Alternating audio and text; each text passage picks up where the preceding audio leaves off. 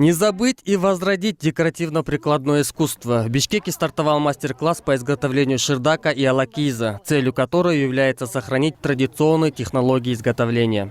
Цель данного мероприятия – популяризировать традиционные войлочные ковры, показать прежде всего молодежи и детям, что это, как она изготовляется, в какой смысл в себе несут орнаменты, какой смысл несет вообще весь процесс изготовления данных войлочных ковров. Войлочный ковер во все времена был в числе самых ценных вещей в доме. По традиции женщина должна соткать как минимум один ширдак. Каждый элемент ковра несет в себе сообщение и особый смысл.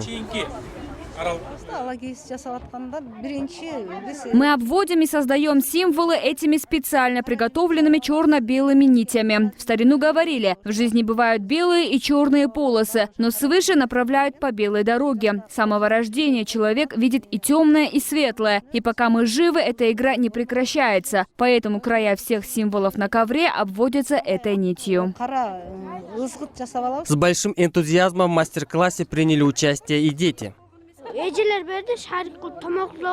Сейчас я делаю шарик из войлока. Для того, чтобы сделать этот шар, надо сначала очистить и обработать шерсть. Затем его надо покрасить, и только потом с помощью мыльной воды ему можно придавать форму. Мне очень нравится весь этот процесс.